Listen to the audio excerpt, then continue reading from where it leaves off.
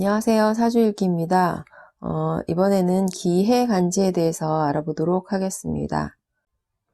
천간에는 기토인데요. 우리가 토라는 건 양의 세계에서는 무토라는 땅 위에다가 묘월부터 신월까지 을목을 키워서 을목이 경금이라는 열매로 열매 맺게 하는 이 열매로 완성시키는 그런 땅이다라고 이야기할 수 있고요. 음의 세계인 이 기토 땅에서는요, 유구월부터 인월까지 신금이라는 씨 종자를 해자축이라는 수기에 의해서 발화시켜서요, 간목이라는 새로운 생명체로 완성시키는 그런 땅이다라고 이야기를 할 수 있습니다. 그래서 무토하고 기토는 이렇게 목, 화, 금, 수를 받아들여서 자신이 하고자 하는 일을 해야 하는 이 글자들에 의해서 사실은 하고자 하는 일도 바뀔 수가 있겠죠. 이렇게 변동 변화가 있는 땅이기 때문에 이런 글자들이 올 때 잘 받아주는 땅으로도 드러나지만요. 구조에 따라서는 글자들을 받아들이는 데 있어서 좀 자신하고 안 맞는 구조다라고 할 경우에는 까탈스럽게도 볼 수 있고요. 예민해질 수도 있습니다. 그리고 때에 따라서는 이 오는 글자에 따라서 자신이 원하면 품고요. 자신이 원하지 않으면 뭔가 차별하는 그런 모습으로도 드러날 수 있는 게 땅의 모습이다라고 이야기를 할 수 있는데요. 우리가 정착을 하고 살기 위해서는 이렇게 토라는 땅이 필요하죠. 근데 변동 변화가 너무 심하다.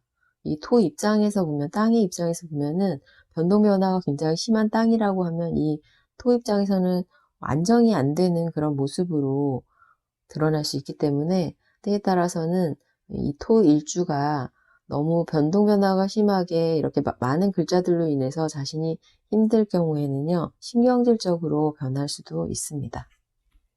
그래서 구조를 잘 살펴야 하는데요. 기토는 사유축 삼합을 합니다. 사유축 삼합을 한다는 것 자체가 기토가 원하는 건 금을 품는 것을 원한다는 걸 알 수 있겠죠. 그래서 이 금을 품고 안으로 저장하는 기운이 기토의 성향이다라는 걸 알 수 있고요. 이 기토의 성향만 볼 때는 밖으로 드러내는 걸 그렇게 즐겨하는 글자는 아니라는 걸 알 수 있습니다. 구조에 따라서는 말도 많고 밖으로 자신을 드러내는 구조도 있긴 해요. 하지만 이 기토의 성향만 볼 때, 그리고 사유축 삼합을 하는 기토의 성향으로 볼 때는 자신을 잘 드러내지 않는 그런 모습으로 드러날 수 있다고 얘기할 수 있습니다. 그래서 금을 품고 저장하는 기토의 성향이 강한 구조다. 그러면 사실 일단 이 사유축이라는 물질을 품는, 금을 품는 그런 모습으로 드러난다고 한다면요. 일단 저장을 하면 밖으로 꺼내기가 쉽지 않은 게 기토거든요. 그래서 남들이 보기에는 이 사유축을 품고 있는 기토 일간을 바라볼 때 뭔가 자린고비의 그런 모습으로도 드러날 수 있고요. 약간 이기적인 그런 성향으로도 받아들일 수 있습니다. 그래서 토라는 건 이렇게 운에 따라서 이 땅을 찾는 글자들이 달라지고요. 그리고 계속 변동 변화가 되기 때문에 자신의 땅이 어떻게 바뀌는지 일단은 저장을 하고 그리고 내놓고 하는 거에 따라서 기록을 해 놓아야 합니다. 왜냐하면 기록을 잘 해놔야지, 기록하지 않으면 확 바뀌면 그러니까 서로 다른 말을 할 수가 있겠죠. 그래서 꼼꼼하게 기록하는 성향이 기토의 다른 특징으로도 드러날 수 있습니다. 그래서 기토일주들은 좀 기록하는 성향이 강한 경우가 많습니다. 지지루는 해수예요. 해수는 해묘미 목삼합을 시작하는 생지이죠. 이제 해중에 갑이라는 나무를 키우기 시작하려고 준비하는 그런 공간이 됩니다. 하지만 해수가 자라서요, 잇목으로 드러나려면 시간이 굉장히 오래 걸리는 그런 모습이 되죠. 그렇다는 건 이렇게 삼합을 시작하는 생지와 함께하는 그런 공간이라고 한다면요, 자신이 계획한 일이 바로 해결되는 게 아니라 시간이 오래 걸린다, 그런 의미가 있고요.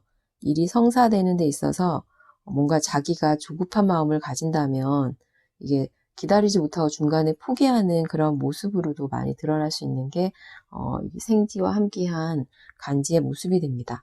그래서 이렇게 생지하고 함께한 간지들은요, 끈기를 가져야 된다라고 이야기를 할 수 있어요. 그래서 이 해수 공간은 갑이 드러나기까지 끈기 있게 기다리는 그런 공간이어야지 뭔가 자신이 원하는 걸 이룰 수 있음을 의미합니다. 그래서 이렇게 기토하고 해수가 짝을 맺어서요, 기해간지가 되었습니다. 그러니까 기토는 사유축 삼합을 한다고 했잖아요. 그래서 금을 품는 땅인데 지지로 보니까 해묘미를 품었습니다. 해묘미를 시작하는 해수하고 짝을 맺었어요. 그래서 이 기토는 원래는 안정을 바라고 안으로 저장하는 그런 토인데, 이 해수가 해묘미를 하기 때문에 기토하고 해수는 사실은 아주 잘 맞는 그런 모습은 아니라고 이야기할 수 있습니다. 해묘미는 목이 계속 성장을 하죠.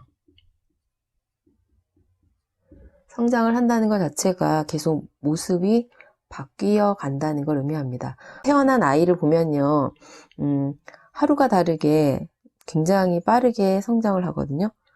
그래서 계속 모습이 달라집니다. 그래서 해묘미 자체가 이렇게 모습이 달라지는 그런 의미이기 때문에 어느 날 보면 갑자기 키도 확 커 있고 얼굴도 막 달라져 있고 이렇게 계속 성장하는 그런 공간이기 때문에요. 기토 입장에서는 일지궁 해수의 성향을 어떻게 보면 좀 이해를 못하는 그런 모습이 될 수도 있겠죠.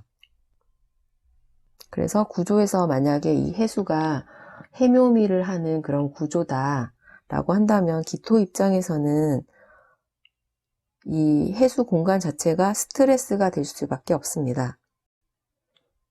근데 만약에 화기나 금기가 강하다 그러면 화기로 금기를 달군 다음에 이 금을 해수에다 푸는 그런 구조가 될 수 있겠죠. 그렇다면 가치 있는 금을 해수에다가 공급하는, 그러면 이게 일지궁으로 내 것이라는 의미가 있잖아요.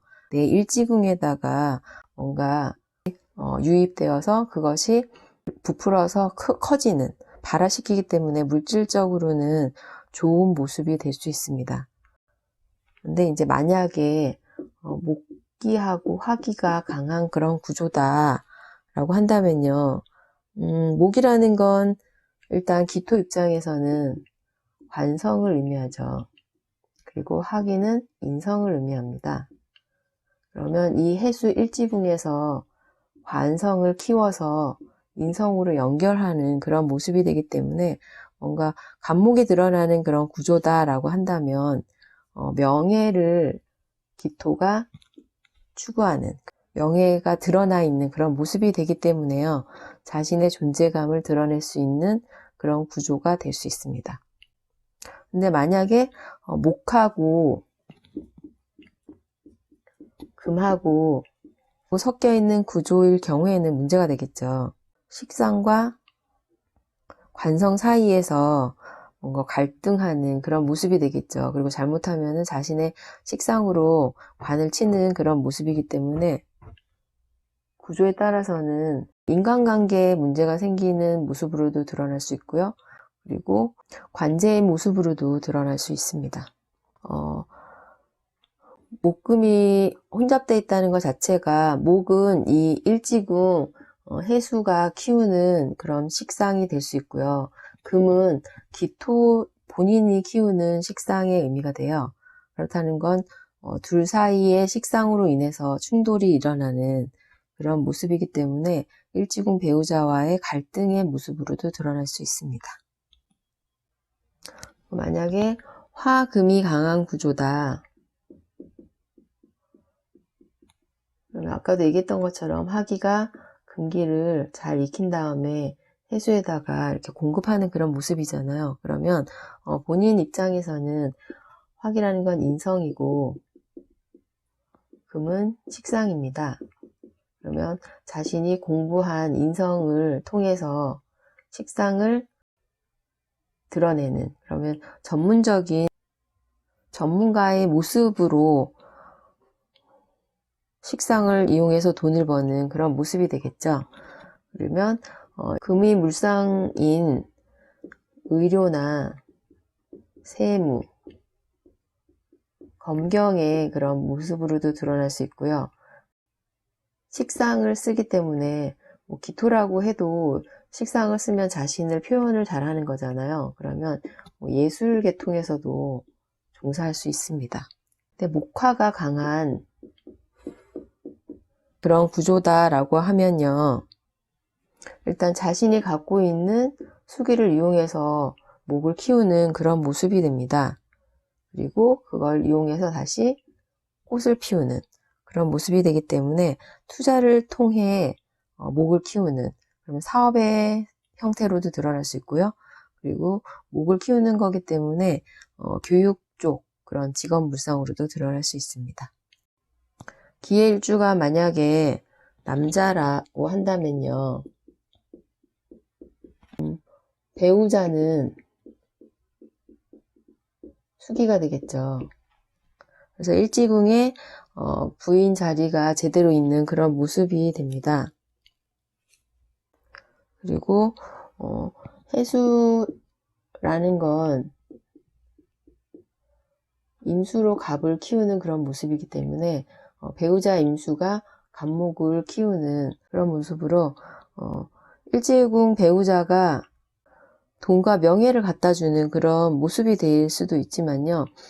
기토 입장에서는 사실 안정을 원하는데, 그리고 기토는 내부를 의미하고 드러나는 걸 싫어한다고 했잖아요. 근데 이 부인이 좀 부담스러울 수 있습니다. 그래서 자신과 맞지 않은 부인으로 인해서 스트레스를 받을 수도 있겠죠. 근데 이제 이 기해 일주라고 해도 아까 얘기한 것처럼 화금이 강한 그런 구조다라고 하면 일지궁에서 돈을 부풀리는 그런 모습이 되기 때문에 경제적으로 좋은 역할을 하는 배우자의 의미가 될 수 있겠죠. 그렇다는 건 이 일지궁의 시기인 37, 45살 사이에는 발전하는, 경제적으로 발전하는 그런 모습으로도 드러날 수 있습니다. 근데 지지가 해묘미 삼합을 한다. 그러면 일지궁 부인으로 인해서 이 자신의 땅 자체가 계속 바뀌잖아요. 이 땅은 나무에서 땅이 바뀌게 됩니다. 그러면 부인의 활동 때문에 자신의 땅을 계속 바꿔야 되기 때문에 부인 입장에서는 해묘미라는 건 수목이기 때문에 식상이 강한 그런 의미죠. 그거는 부인의 식상 말, 행동으로 인해서 이 기토인 남편, 나를 힘들게 하는 그런 배우자라는 의미가 되기 때문에요. 이거 자체로도 이제 부부간의 다툼으로 인한 불화가 생길 수 있는 그런 모습이 됩니다. 만약에 여자분이 기해일주다라고 한다면요. 배우자는 목이 되겠죠. 그래서 해중의 간목이 배우자의 모습으로 드러날 수 있습니다. 그런데 이 해수에는 간목을 품었긴 했지만 아직 간목이 드러나 있지는 않은 그런 모습이에요. 그리고 이 갑이 드러나려면 시간이 오래 걸리는 그런 모습이에요. 그러니까 남편의 존재감을 드러내는데 시간이 걸린다라는 그런 의미이기 때문에 제대로 된 남편이 드러날 때까지는 시간이 걸리고, 만약에 구조적으로 갑이 드러나 있는 구조다라고 한다면 문제가 없겠죠. 하지만 갑이 드러나 있지 않은 구조라고 한다면요. 자신이 남편을 키워야 하는 그런 모습이 될 수도 있습니다. 그리고 갑이 드러나 있으면서 화기까지 있다 그러면 남편이 뭔가 존재감이 있는 잘난 남편의 그런 의미가 될 수도 있겠죠.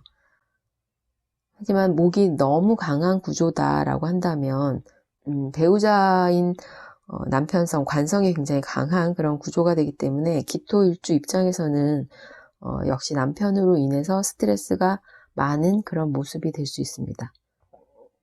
그리고 해묘미라는 나무의 모습이 계속 달라지는 그런 구조다라고 하면 기토 땅 입장에서는 일지궁 배우자의 모습이 자꾸 바뀌는 그런 모습이기 때문에요.